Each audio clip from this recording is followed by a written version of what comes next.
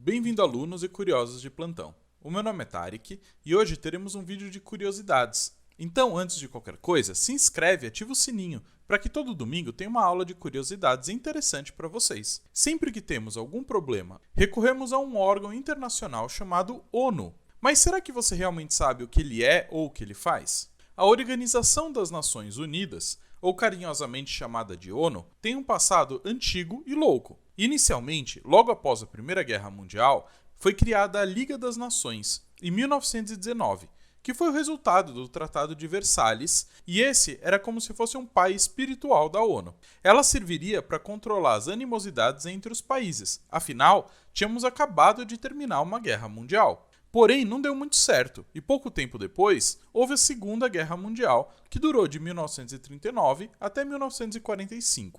Assim, em outubro de 1945, após o final da guerra, diversos países resolveram reformular a ideia da Liga das Nações, incluindo uma série de objetivos e incluindo também mais países, mudando um pouco o foco do trabalho. Assim surgiu a ONU, com 51 países fundadores, inclusive o Brasil, e atualmente com um total de 193 países. Ela está, desde 1943, sediada em Nova York, e permanece assim até hoje. Porém, existem outras sedes secundárias na Suíça, Áustria, Quênia, Etiópia, Tailândia, Líbano e Chile. E ainda diversos outros escritórios menores em vários outros países do mundo. E por que ela foi criada? Qual é o seu objetivo? Bom, temos que dizer que seus objetivos principais são manter a segurança entre os países, manter a paz mundial, promover os direitos humanos, o desenvolvimento econômico, a proteção do meio ambiente e fazer ajudas humanitárias. É claro que a ideia principal é manter a paz, porém muitas ações da ONU já foram questionadas durante a história, como por exemplo seu envolvimento na Guerra das Coreias, na criação do Estado de Israel, na crise de Suez, a invasão da Hungria e vários outros. Mas como eu disse, são decisões questionáveis, já que tem um lado vencedor e um lado perdedor, e cada um gosta de contar a história da sua forma. E como esse não é o foco do vídeo, eu não entrarei em detalhes. Mas temos que ressaltar que são assuntos bem interessantes, vale a pena pesquisar eles depois. Fica aí uma grande sugestão. E é claro que com tantas responsabilidades, a ONU é subdividida em unidades para discutir diferentes temas e assuntos. Então nós vamos fazer um apanhado de cada uma delas. Mas para tornar isso algo mais interessante, nós vamos fazer um paralelo com a Liga da Justiça. O nosso Superman da ONU é a Assembleia Geral, que se reúne anualmente e discute as coisas administrativas da ONU, como recomendações de paz e segurança, eleição de novos membros, expulsão, admissão e questões orçamentárias. Além disso, ela tem o poder de recomendar ações em qualquer outro assunto que a ONU esteja relacionada. A nossa Amazona Guerreira é o Conselho de Segurança e é composto por 15 países, sendo 5 fixos e 10 temporários e rotativos. Os fixos são China, França, Rússia, Reino Unido e Estados Unidos. Essa parte está relacionada a recomendar ações militares ou de segurança aos países, além de poder tomar decisões sobre as próprias forças da ONU. O CIBORG é sem dúvida o secretariado, que é a fonte de conhecimento da ONU. Ali são recebidas, analisadas e distribuídas as informações relevantes para os demais aspectos da ONU. Também ali estão os funcionários mais competentes e de maior eficiência da instituição.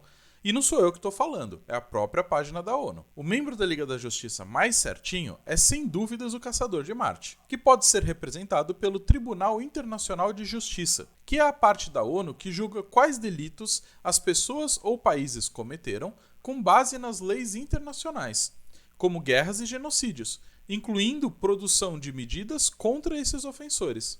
Já o riquinho fantasiado de morcego é o Conselho Econômico e Social da ONU. Ele tem ministros do Banco Mundial e do Fundo Monetário Internacional. Vai recolher informações monetárias, aconselhar e fazer recomendações e coordenações financeiras da ONU.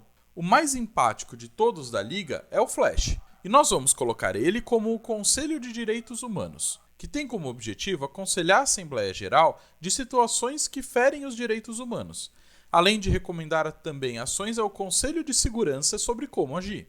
Uma coisa interessante é que são 47 vagas nesse conselho, onde são distribuídas em grupos regionais, ou seja, os países de cada um dos continentes formam esse conselho bem equilibrado. E é claro que ainda existem outros ramos secundários dos que eu citei até agora, e são bem conhecidos e poderíamos relacionar com outros heróis, como a Agência Internacional de Energia Atômica, a Organização das Nações Unidas para a Educação, Ciência e Cultura, a famosa Unesco, e a Organização Mundial da Saúde, a OMS, e muitos outros. Literalmente, muitos outros órgãos que vão lidar sempre com problemas internacionais que os países vão enfrentar. Eles sempre vão perfazer os objetivos principais que eu citei antes da ONU.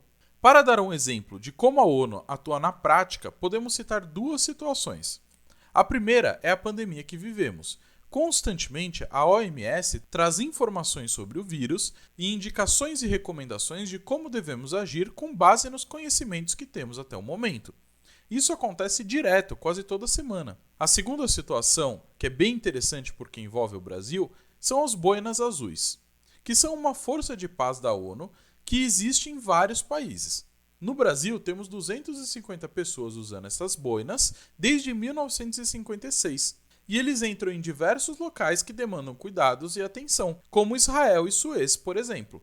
Talvez a sua atuação mais conhecida seja no Haiti, mas de qualquer forma, eles servem para ajudar a população local e manter a paz na região quando eles chegam nesse local. E é claro que isso é um apanhado geral sobre o que a ONU faz.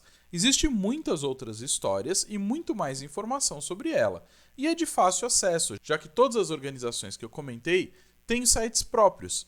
Então, se você tiver curiosidade, fica a sugestão de visitar esses sites para se informar melhor sobre o assunto. Eu espero que vocês tenham gostado da aula, não se esqueçam de ver outros vídeos de curiosidade aqui no canal, e lembrem-se, toda quarta-feira tem uma videoaula de biologia, e todo domingo uma videoaula de curiosidades. Muito obrigado!